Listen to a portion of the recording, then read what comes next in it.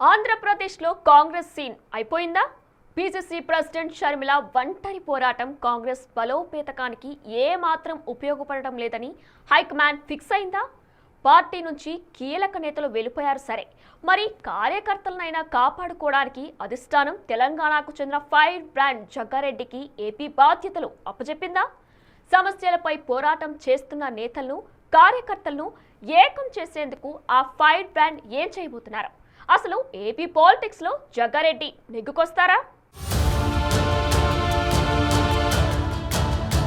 సంగారెడ్డి మాజీ MLA Jaggareddy TPCC working president. Telangana Congress లో fire brand. ఆయన మాటలు తూటాల్లా పేలుతుంటాయి. ఆయన ప్రత్యర్థులను విమర్శలు గుప్పించినా వారు కౌంటర్ అటాక్ కు దిగాలంటేనే ఆలోచించే పరిస్థితి. అలాంటి తెలంగాణ కాంగ్రెస్ సీనియర్ నేత జగ్గారెడ్డి ఆంధ్రప్రదేశ్ రాజకీయాల్లో ఈ మధ్య సంచలనంగా మారుతున్నారు. ఏపీలోని సమస్యలపై కూటమి ప్రభుత్వాన్ని కడిగేస్తూ కాంగ్రెస్ వాణిని బలంగా వినిపిస్తున్నారు. జగ్గారెడ్డిని తెలంగాణతో పాటు ఏపీలోనూ గళమెత్తమని అధిష్టానమే ఆదేశించిందనే ప్రచారం జరుగుతోంది.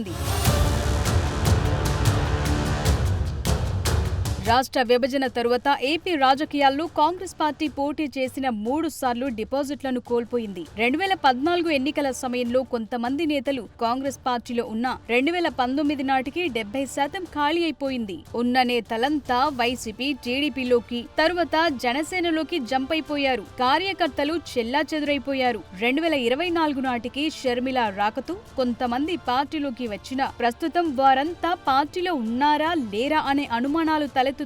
పార్టీలో ఉన్న సీనియర్లు కార్యక్రమాలుంటే కనిపించటం, మధ్యలో ఢిల్లీ వెళ్లి పార్టీ పెద్దలకు కనిపిస్తూ మమ అనిపిస్తున్నారన్న ప్రచారం జరుగుతోంది. దాంతో పీసీసీ చీఫ్ షర్మిలపై భారం ఎక్కువగా పడుతుండటంతో ఇక ఏపీలో పార్టీని బలోపేతం చేసే బాధ్యత షర్మిలతో పాటు జగ్గారెడ్డికి అధిష్టానం పెద్దలు అప్పచెప్పారట.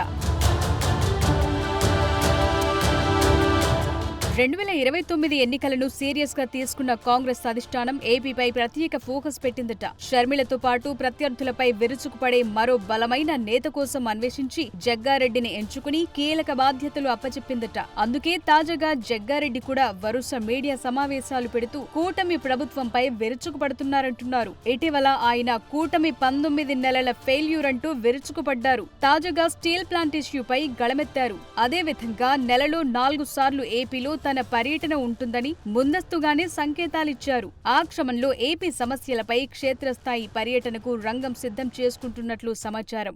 విశాఖ హక్కు, ఆంధ్రుల హక్కు అని ఆ చరిత్ర ఎందుకు మర్చిపోయారు? అట్లా సాధించుకున్న ఆ హక్కుని ఆంధ్రప్రదేశ్ ప్రజలు ఈ 3 నాయకులను ఎందుకు మీరు నిలదీస్తలేరు? చంద్రబాబు నాయుడు గారు ఎంపీలు ఏం చేస్తున్నారు? వైఎస్ఆర్ గారు ఎంపీలు ఏం చేసిర్రు? ఈయన పవన్ కళ్యాణ్ ఆయన ఎంపీలు ఏం చేసిర్రు? మీ ఎంపీలు ఏం చేస్తున్నారు? పార్లమెంట్లో 3 ముఖ్యమంత్రుల ఆట ఏంది, డ్రామా ఏంది? తన తల్లి ఎన్టీఆర్ జిల్లా మైలవరం వాసి కావటంతో అందుకే వస్తున్నారంటూ చెప్తున్నప్పటికీ ఏపీలో కాంగ్రెస్ బలోపేతానికి ఆయన టూర్లు పెట్టుకుంటున్నారన్న టాక్ వినిపిస్తోంది. జగ్గారెడ్డి రాకతో కాంగ్రెస్ నేతల్లోనూ జోష్ వస్తోంది. తాజాగా జగ్గారెడ్డి ఏపీలో క్షేత్రస్థాయి పర్యటన చేస్తానని ప్రకటన చేసిన నేపథ్యంలో అప్పటికే ఏపీ కాంగ్రెస్ లో పదవులు తీసుకున్న వారు సైతం కొంత యాక్టివ్ అవుతున్నారని కాంగ్రెస్ శ్రేణుల్లో గుసగుసలు వినబడుతున్నాయి. ఏదేమైనా జగ్గారెడ్డి ఎంట్రీ ఏపీ రాజకీయాల్లో పెను ప్రకంపనలు సృష్టించడం ఖాయంగా కనిపిస్తోందంటున్నారు. 2029 ఎన్నికలను సీరియస్ గా తీసుకున్న కాంగ్రెస్ అధిష్టానం తీసుకున్న నిర్ణయం మేరకు ఒకవైపు షర్మిల, మరోవైపు జగ్గారెడ్డిలతో కాంగ్రెస్ దూకుడు ఖాయంగా కనిపిస్తోందని ఆ పార్టీ శ్రేణులు అభిప్రాయపడుతున్నారు. చూడాలి, రాష్ట్రం విడిపోకుండా ఉండాలని ఫైట్ చేసిన జగ్గారెడ్డి ఏ మేరకు ఏపీలో కాంగ్రెస్ పార్టీని గట్టెక్కిస్తారు.